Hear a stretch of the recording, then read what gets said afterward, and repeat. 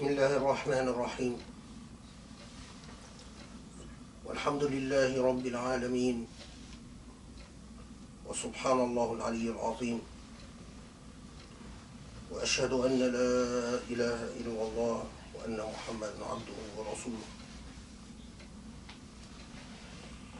أؤمن به واستعينه واستهديه واستجيره واستنصره فإنه من هدى الله فلا مضل له ومن يضلله فلا هادي له.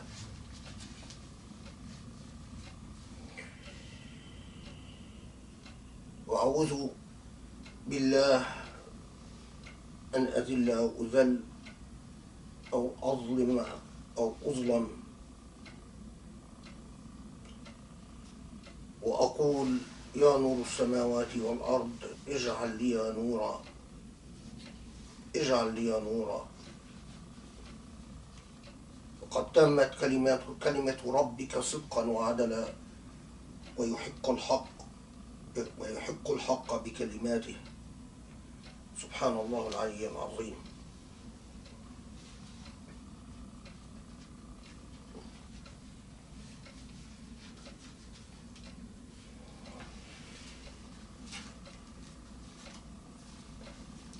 I often pray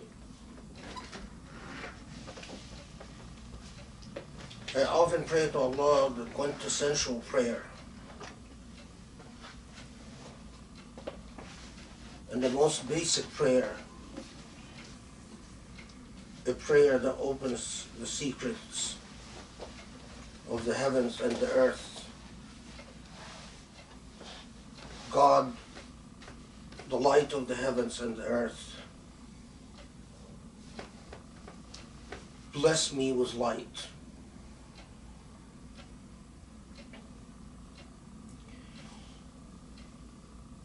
If one ever wonders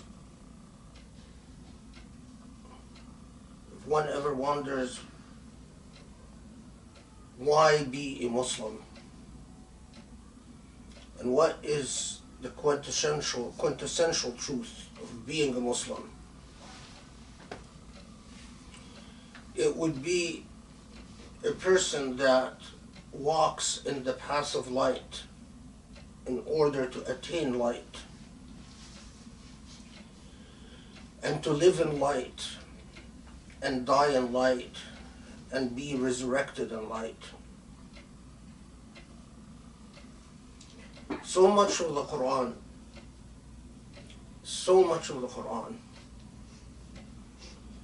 warns us about the darkness within us and the darkness that human beings are capable of creating. And that darkness is not a philosophical category. It is often an intuitive category, a category that has physical manifestations that often surrounds us. When we see poverty, therein is darkness. When we see suffering, therein is darkness. When we see cruelty, therein is darkness. When we see lack of empathy, therein is darkness. When we see lack of mercy and compassion, therein is darkness. When we see hate instead of love, therein is darkness. The darkness that is characteristic of the absence of the divine or the corruption of the divine is not something that we need to even understand philosophically. We experience it. We encounter it. And inshallah,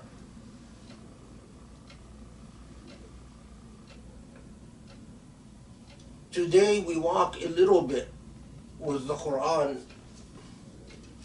in the way that it portrays to us the difference between the path of light and the path of darkness.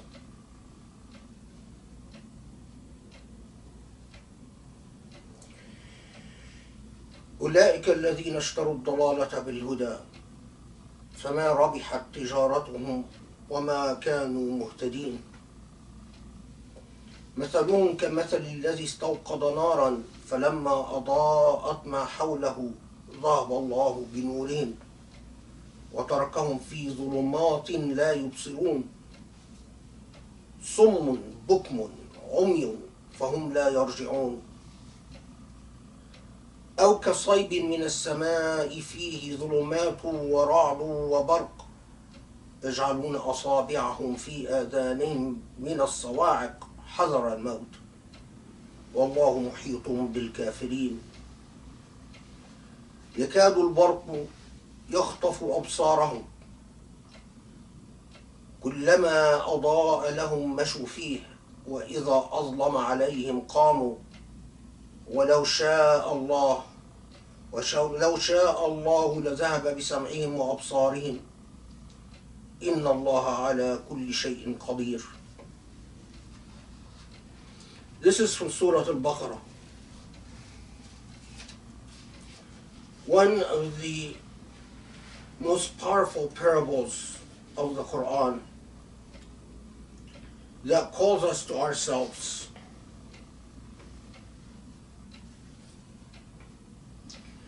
Those اشتروا الضلالة بالهدى,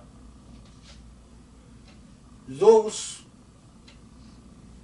who purchased error at the price of guidance. The Arabic is endlessly fascinating because how can you purchase error at the price of guidance? Well, at the most superficial level, you could ignore guidance and insist on an erroneous path. But the language here tells you more. It talks specifically about those who start out with the claim of guidance, who start out, in fact, with an aspiration towards guidance. But they become distracted and confused. And because they are distracted and confused, the path of faith, the path that leads to the divine, can often be confused with the path, with the righteous path. In other words, you start out on that path, but you deviate and become distracted and lost. That is why then the Quran says, their parable is like that of a person who lit a fire, kindled a fire. And when that fire lit up what is around them, God took away their light. God doesn't take away anyone's light unless they are responsible for it. God took away their light and left them in darkness, unseeing. So as I said, the intentionality is there. In fact, there is perhaps an even intuitive desire for light.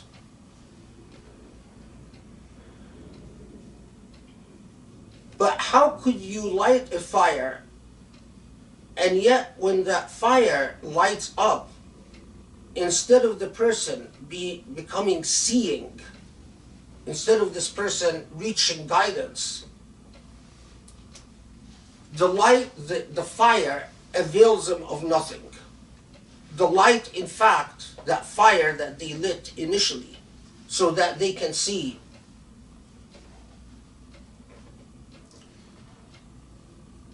resulted in blindness. How could that be? Light, and often human beings forget this, light is the inner light. If you forget that in fact true guidance only comes from your relationship to Allah, only comes from your intimacy with Allah. As Allah tells us, Allah is closer to us than ourselves, but we don't know. Closer to ourselves than ourselves. Imagine that Allah, God, is closer to you than your own self, however you define that self.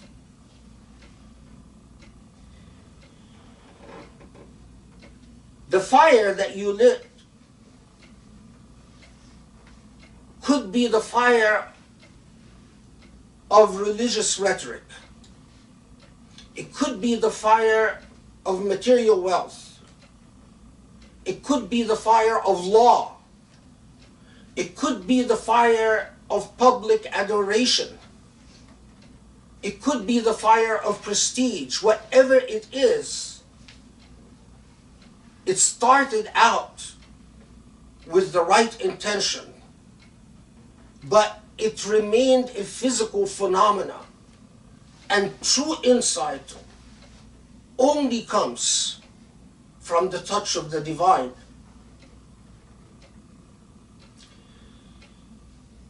Allah continues to then comment on the situation of people who fail to build an intimate relationship with God.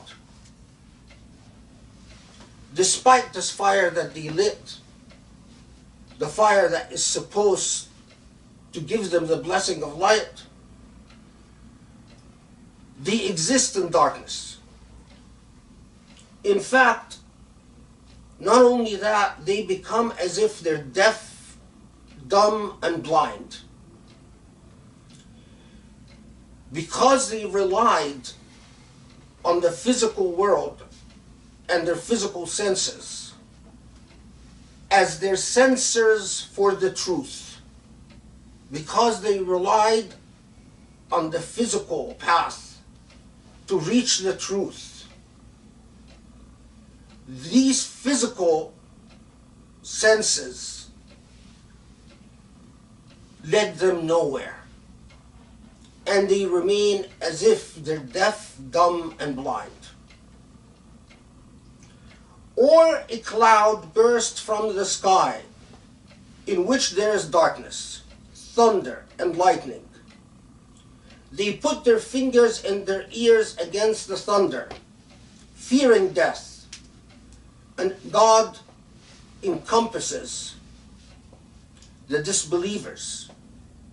The lightning all but snatches away their sight. Whenever it shines for them, they walk. And where darkness comes over them, they stop. Had God willed it, God would have taken away their hearing and their sight. Truly God is powerful over all things. O human beings, worship your Lord who created you, and those who were before you, that happily you may be reverent. Imagine the state of human beings. They exist in a persistent state of anxiety, a state of constant, endless questions. Questions about the future, questions about fate, questions about meaning, questions about love, questions about mercy.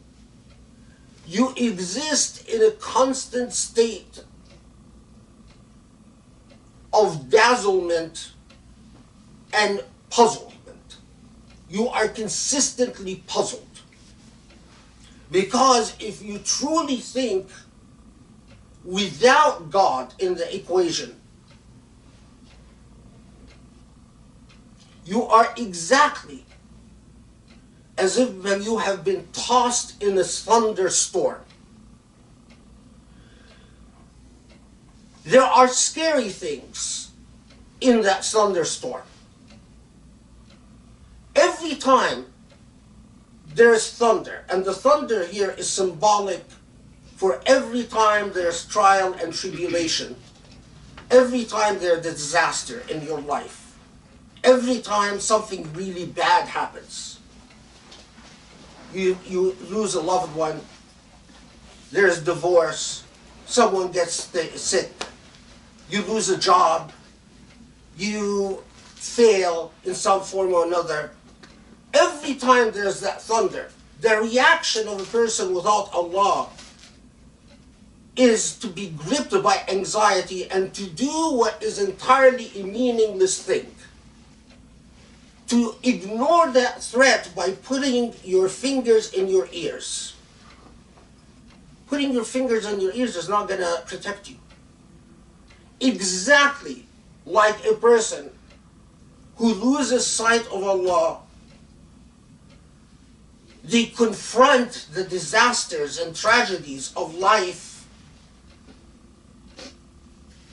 by taking preemptive or reactive actions that in fact will only repeat the cycle of loss again. But then Allah gives us a remarkable hint. No human being is left without the grace and the blessing of the possibility of light. So Allah sends in your path signs of Allah's blessings. This is represented by the lightning. Every time there is lightning, you might start walking. Every time you lose a loved one, you might start feeling closer to Allah. Every time you lose a job, you might read the Quran a little bit more. Every time you perhaps are in divorce proceedings, you might pick up the Quran and start praying or concentrating in Salah. That's the lightning, that you walk. But alas, if you have not developed your inner light, you walk a bit because you see a bit. Because you see a bit. But soon enough, the darkness comes back again. When you forget, when you are no longer in mourning, when you are no longer in fear, when you are no longer in anxiety, the sense of closeness to the divine withers away, and you're back in the same old patterns and habits. You're back in the same old patterns and habits. The darkness sets in again. Allah tells us that unless Allah gives you the inner light that makes you see not through your senses, not through the ears or the nose or the eyes, but through the heart. Why be a Muslim? Because Muslims are the people of light. You want to know a true Muslim? A true Muslim emits, shines light. How does that light manifest itself? It manifests itself in beauty. It manifests itself in everything that is characteristic of the divine. It manifests itself in beauty. It manifests itself in kindness. It manifests itself in mercy, in compassion, in justice, in equity. Ihsan. Allah is wadud, friendly and loving. If a Muslim doesn't manifest the attributes of the divine, If a Muslim doesn't manifest mercy, compassion, kindness, love, empathy, then that is precisely like the person who lit a fire, but they exist in darkness anyway. And exactly like the person who goes back and forth like a yo-yo. And so many of us are like that. Something bad happens, they're closer to Allah. Something good, their life starts working out for them, they drift away. They're exactly like the person who has lightning, and they walk a little bit, and as soon as the lightning is gone, they're in darkness again. I can't underscore this enough, because so many Muslims around us in the world has forgotten this basic and very simple truth. You cannot claim to be a Muslim. I don't care what your qualifications are. I don't care how many times you pray a day. I don't care what your practices are. You cannot claim to be a guided Muslim unless the inner light emanates from you. And people look at you and say, we see the attributes of the divine through that human being. You cannot be a truly guided Muslim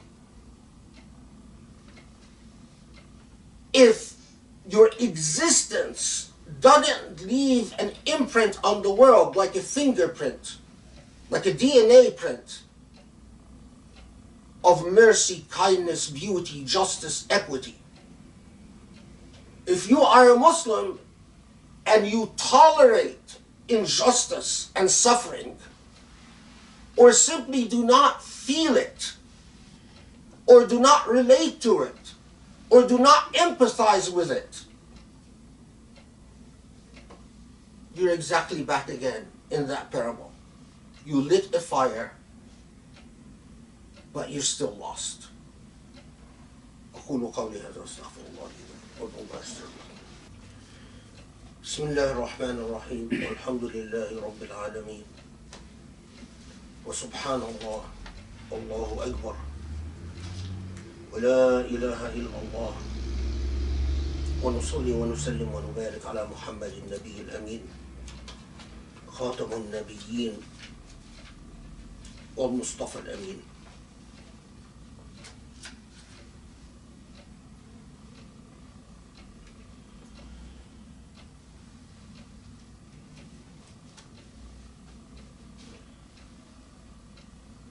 In Surah Al-Nur,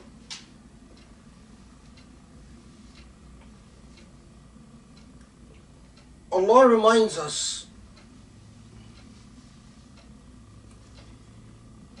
in again a powerful narrative that if you truly wish to be a Muslim, real Muslim, a narrative that you live with and that you develop an intimate relationship with. وَالَّذِينَ كَفَرُوا أعمالهم كسراب بقيعة يحسبه الظمآن ماء حتى إذا جاءه لم يجده شيئا ووجد الله عنده فوفاه حسابه والله سريع الحساب. أو كظلمات في بحر لجي يغشاه موج من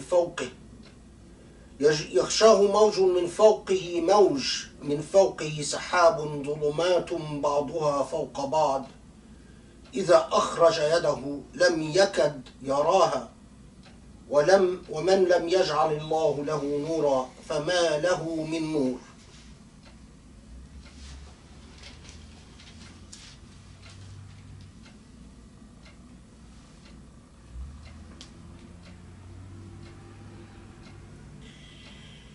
Those who do not find God, those who are astray from the path, their deeds are like a mirage upon a desert plain which a thirsty man supposes is water, till when that man comes upon it, he does not find it to be anything, but only finds God there. God will then pay this man his reckoning in full, and God is swift in reckoning. Or like the darkness of a fathomless sea, covered by waves with waves above waves, and above the waves clouds, above the clouds darkness, one above the other. When one puts out one's hand, one can hardly see it. For it is the case for whom God has not appointed any light, they do not have light.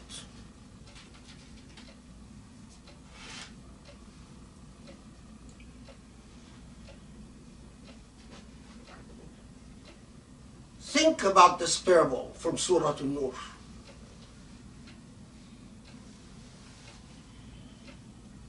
We live in existence oblivious to the inevitability. Whether we believe in it or not, it doesn't change the reality.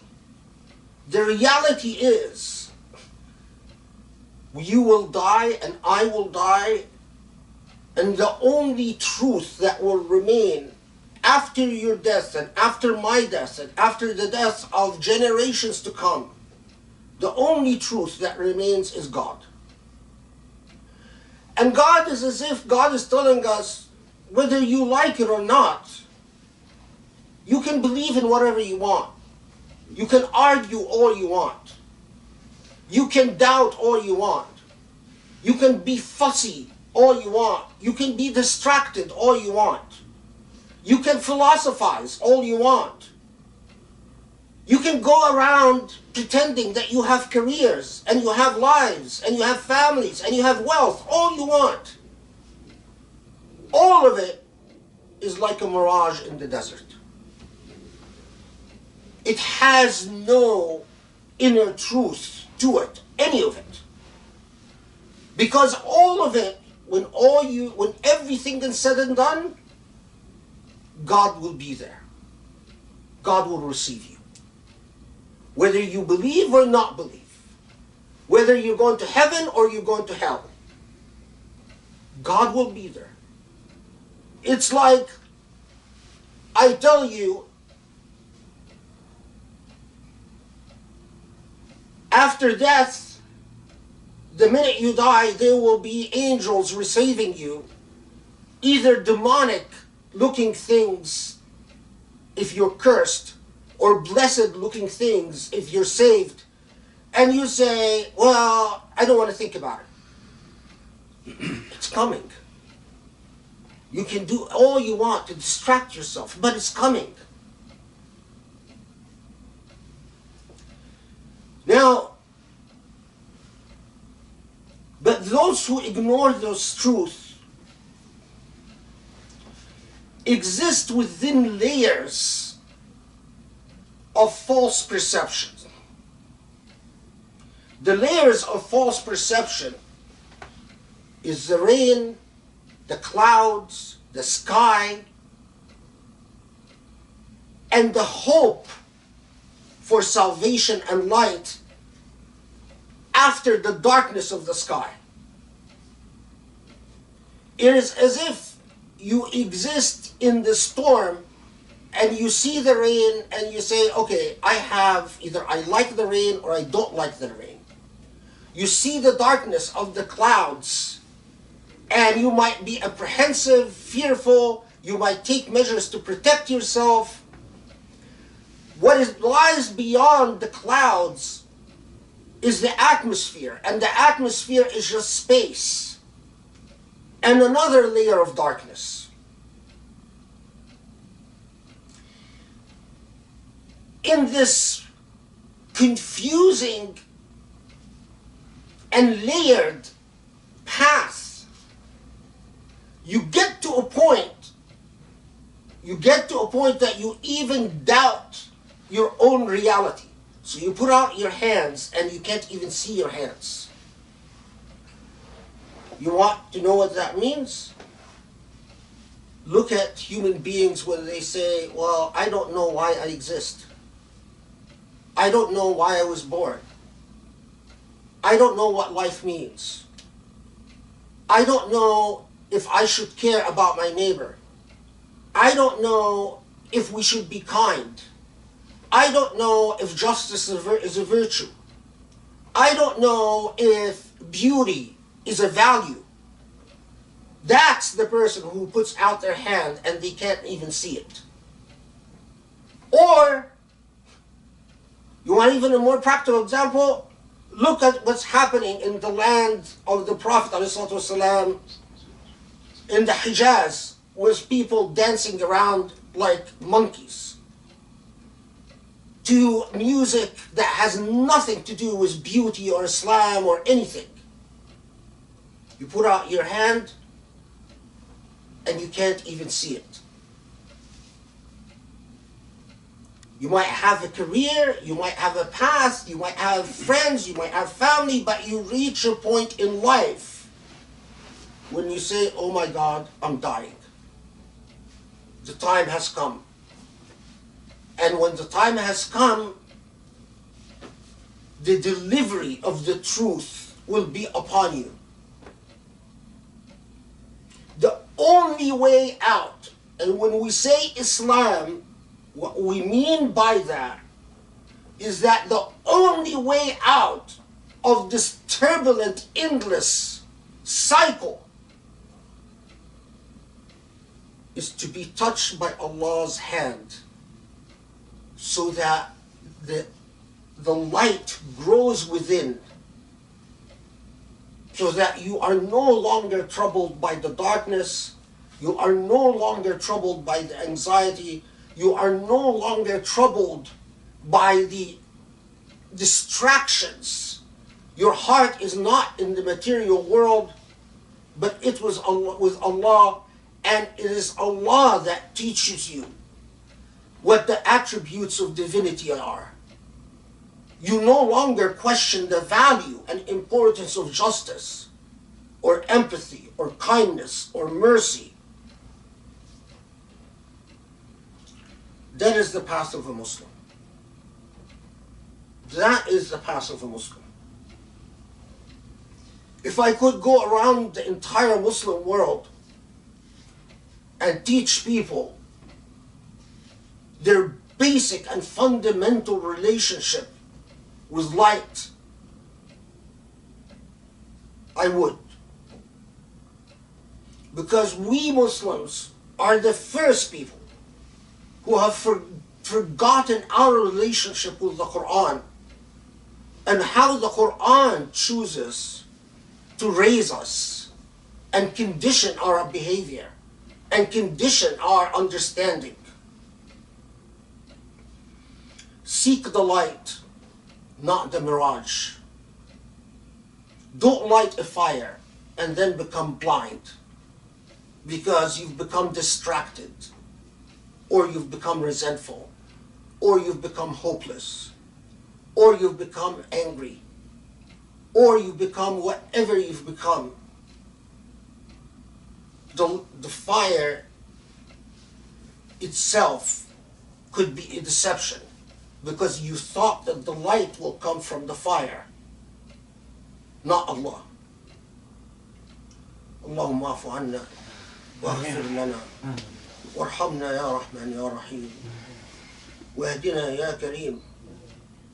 Allah, forgive our sins and grant us your guidance and grant us light in our hearts, in our minds, a light that surrounds us, a light that encompasses us, Ya Rabbal Alameen, Ya Ali, Ya Azim, Ya Rasul.